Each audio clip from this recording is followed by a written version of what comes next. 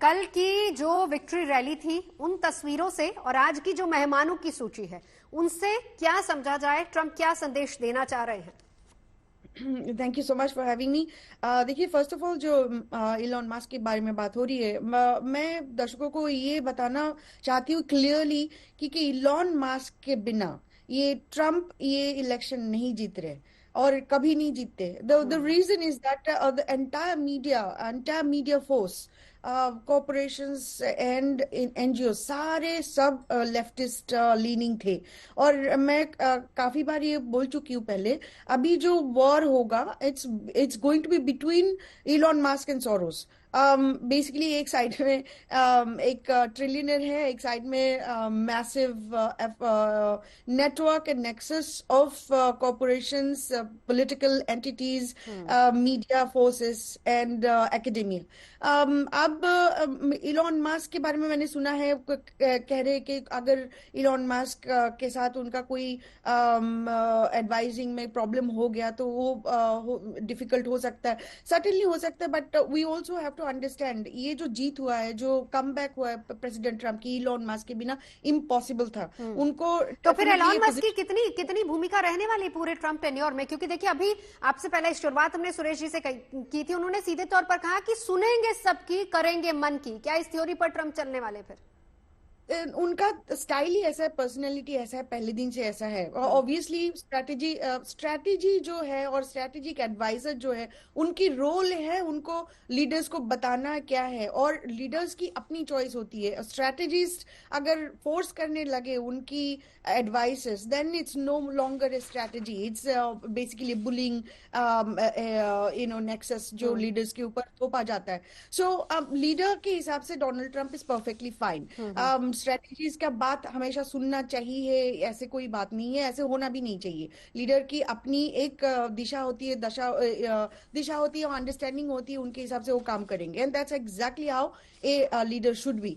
But from A perspective of invitees, ये तो सही बात है। आपने नरेंद्र मोदी को भी देखा है कि ऑपोजिशन लीडर को बुलाए, मोदी की पार्टी को भी लोगों को भी देखा है आपने, वो भी ऑपोजिशन पार्टी को बुलाते हैं। जैसे राम मंदिर को मंदिर में बुलाया था और इनॉग्रेशन में बुलाया था, कोई आए कोई नहीं आए उनका अपना अपना डिसीजन है, आना ही पड़ेगा ऐसा नहीं है। अब लास्ट इनॉग्रेशन में first lady didn't attend Biden's inauguration, so similarly Michelle Obama, I have heard she is not going to be attending. Is she invited? नहीं, कुछ देशों के पूर्व राष्ट्राध्यक्षों को भी इनवाइट किया गया ना। That's okay. I mean, I think it's, कहते हैं कि अपने एनिमीज को साथ में रखना चाहिए और सामने रखना चाहिए और क्लोज रखना चाहिए, and I think that's a good strategy. But at the same time I think if I can understand, hopefully President Trump doesn't bring a previous kind of attitude, जैसे कि हमेशा एक हेटफुल एटीट्यूड लेके काम शुरू करना। I don't think that's a right way to do. चलिए, ये बात बिल्कुल, पूर्णिमा जी लौटती हूँ आपके पास। ये बात हमने मेहमानों की लिस्ट की है। अब हम ये भी समझ लेते हैं कि ट्रंप का दूसरा कार्यकाल भारत के लिए किस तरह का साबित होने वाला है।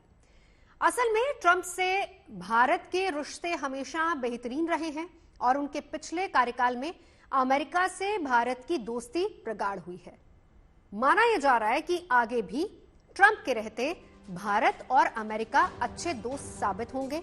लेकिन कुछ सवाल हैं जो कि ट्रंप के आने के बाद हर हिंदुस्तानी के मन में है। मसलन H-1B वीजा नियमों को लेकर ट्रंप की सख्ती का दोनों देशों की दोस्ती पर कितना असर होगा।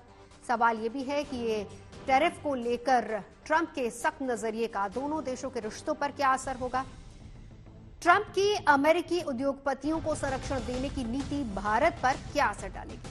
तो इन्हीं सवालों के इर्द गिर्द अब सुरेश जी आपके पास आते हुए, भारत और ट्रंप दोनों के रिश्ते किस तरह के रहने वाले हैं? नवजोत जी, आपने सवाल ऐसा पूछा है कि उसके ऊपर 1 घंटे का प्रोग्राम आपका अब तक काफी नहीं रहेगा। सर, आज ट्रंप की ही बात होगी। सही कह रहे हैं, क्योंकि बहुत कुछ बातें करने वाली हैं। बिल्कुल, मैं कोशिश करता हूं कि आपको 1.5 या 2 मिनट में कुछ कह सकूं। जी देखिए, पहली बात तो यह है कि आपने पहले जिक्र किया शी जिनपिंग को न्योता देने का। वो दर्शाता है एक चीज की ट्रंप के लिए चीन की बहुत ज्यादा इंपॉर्टेंस है।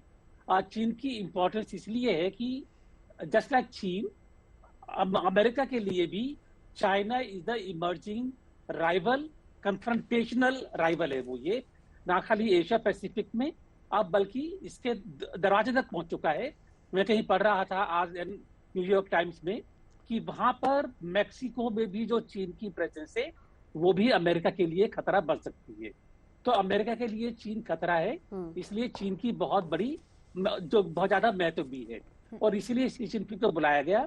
अगर शी जिनपिंग नहीं आए और वाइस प्रेसिडेंट ने भेजा, वो चीन का एक जो नेशनल प्राइड है कि एम्परर है वो संसार के, खाली चीन के नहीं, संसार के एम्परर है, तो वो किसी के ऑथ टेकिंग सेरेमनी में क्यों जाएंगे? तो वो नहीं आए, ये पहले ही मालूम था कि नहीं आएंगे वो, लेकिन हांगचो को फिर मैसेज भेजा गया है कि हम आपसे ठीक से लेवल पर बात करेंगे। तीसरी चीज, ट्रंप ने के जो एडवाइजर्स है उनके जरिए कुछ है कि अफवाह है, समझ लीजिए रूमर है या रिपोर्ट्स हैं कि ट्रंप अपने ऑफिस काल के पहले 100 दिनों में चीन की यात्रा करना चाहते हैं। ये डिमोन्स्ट्रेट करता है कि उनके लिए चीन का कितना महत्व है। भारत भी आना चाहते हैं, लेकिन ये नहीं कहा है कि पहले वो भारत आएंगे। भारत का जो रोल है, भारत का रोल ट्रेड और साइंस एंड टेक्नोलॉजी पार्टनरशिप के रूप में ही नहीं है, उसमें काफी रिस्ट्रिक्शंस आएंगी भी, और ट्रंप जो है थोड़ा कोशिश भी करेंगे। लेकिन ट्रंप के लिए भारत का role as a balance to China है, और इसके लिए जो इंडिया पैसिफिक एरिया में उनके लिए भारत की बहुत बड़ी भूमिका है। तो हमें दिक्कतें भी होंगी, लेकिन at a strategic level Trump से सहारा भी मिलेगा। ठीक है, ये हमारे ऊपर डिपेंड करता है कि हम उसको कैसे प्ले करें और किस तरह से हम इस चीज का फायदा उठाएं। बिल्कुल, लेकिन मोदी साहब अच्छे prime minister, I am sure he will do it. ठीक है।